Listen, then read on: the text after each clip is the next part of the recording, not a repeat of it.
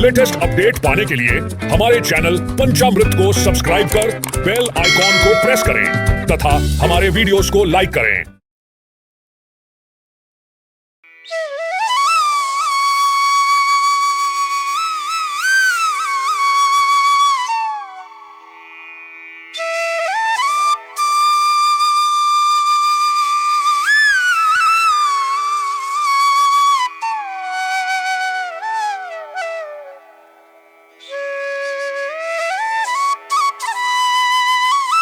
एकादशियों के महात्म्य का आनंद लेते हुए धनुर्धर अर्जुन ने कहा, हे प्रभु, ये कल्याणकारी और महापुण्यदायी कथाएं सुनकर मेरे आनंद की सीमा नहीं है और मेरी जिज्ञासा बढ़ती जा रही है।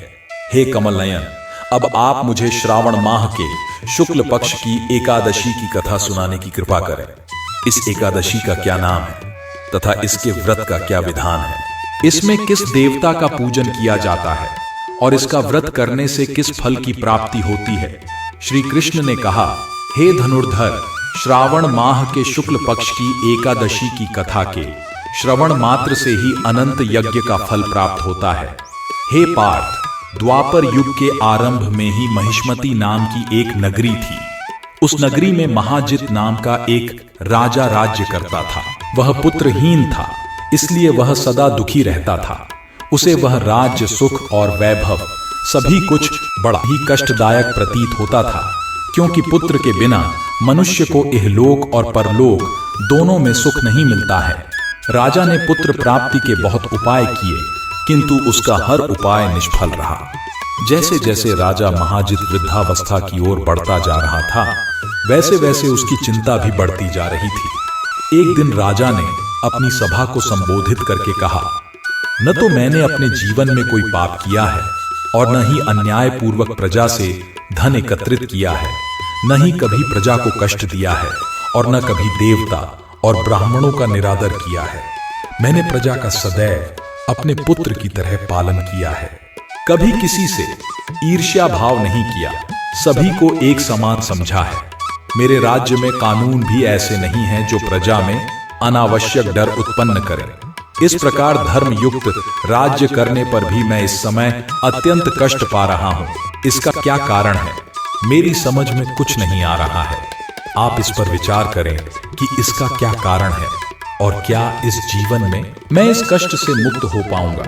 राजा के इस कष्ट के निवारण के लिए मंत्री आदि वन को गए, ताकि वहां जाकर किसी ऋषि मुनि को राजा का दुख बताकर कोई समाधान पा सके। वन में जाकर उन्होंने श्रेष्ठ ऋषि मुनियों के दर्शन किए। उस वन में वयोवृद्ध और धर्म के झांता महर्षि लोमश भी रहते थे। वे सभी जन महर्षि लोमश के पास गए। उन सब ने महर्षि लोमश को दंडवत प्रणाम किया और उनके सम्मुख बैठ गए। महर्षि के दर्शन से सभी को बड़ी प्रसन्नता हुई और सब ने महर्षि लोमश से प्रार्थना की, हे देव, हमारे अहोभाग्य हैं कि हमें आपके दर्शनों का सौभाग्य प्राप्त हुआ। मंत्री की बात सुन लोमश ऋषि ने कहा, हे मंत्रीवर, आप लोगों की विनम्रता और सद्व्यवहार से मैं अति प्रसन्न हूं। आप मुझसे अपने आने का प्रयोजन कहें। मैं आपके कार्य को अपने सामर्थ्य के अनुसार अवश्य ही करूंगा, क्योंकि हमारा शरीर ही परोपकार के लिए बना है। लोमश ऋषि के ऐसे मृदु वचन सुनकर मंत्री ने कहा, हे ऋषिवर, आप हमारी सभी बातों को जानने में ब्रह्मा से भी ज्यादा समर्थ हैं, अतः आप हमारे संदेह को दूर कीजिए। महिष्मती नामक नगरी के हमारे महाराज महाजित बड़े ही धर्मात्मा व प्रजावत्सल हैं।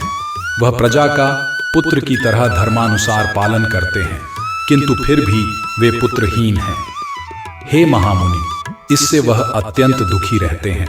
हम लोग उनकी प्रजा हैं, हम भी उनके दुख से दुखी हो रहे हैं, क्योंकि प्रजा का यह कर्तव्य है कि राजा के सुख में सुख माने और दुख में दुख माने।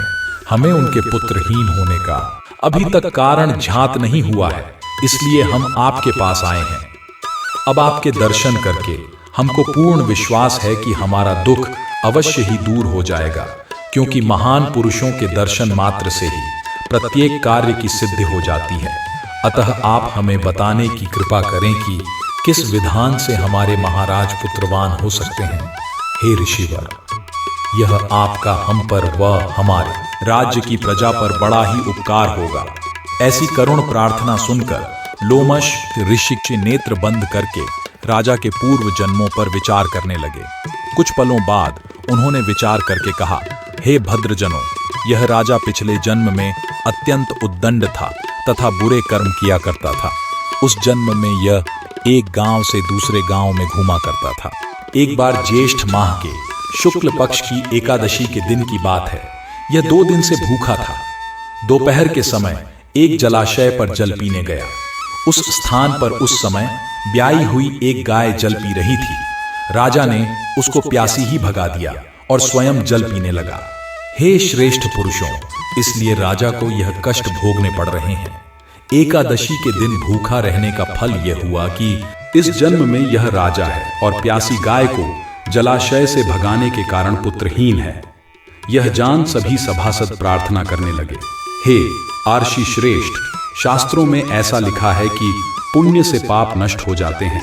अतः कृपा करके आप हमें कोई ऐसा उपाय बताइए जिससे हमारे राजा के पूर्व जन्म के पाप नष्ट हो जाएं और उन्हें पुत्र रत्न की प्राप्ति हो।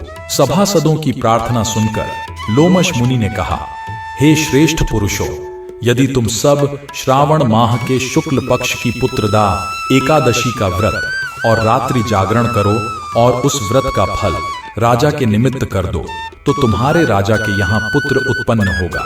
राजा के सभी कष्टों का नाश हो जाएगा। इस उपाय को जानकर मंत्री सहित सभी ने महर्षि को कोटि कोटि धन्यवाद दिया तथा उनका आशीर्वाद लेकर अपने राज्य में लौट आए।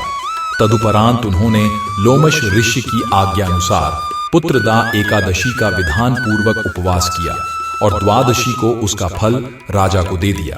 इस पुण्य के प्रभाव से रानी ने गर्भ धारण किया और 9 माह पश्चात एक अत्यंत तेजस्वी पुत्र को जन्म दिया। हे पांडुपुत्र, इसलिए इस एकादशी का नाम पुत्रदा पड़ा। पुत्र की इच्छा रखने वाले मनुष्य को विधान पूर्वक श्रावण माह के शुक्ल पक्ष की एकादशी का व्रत करना चाहिए।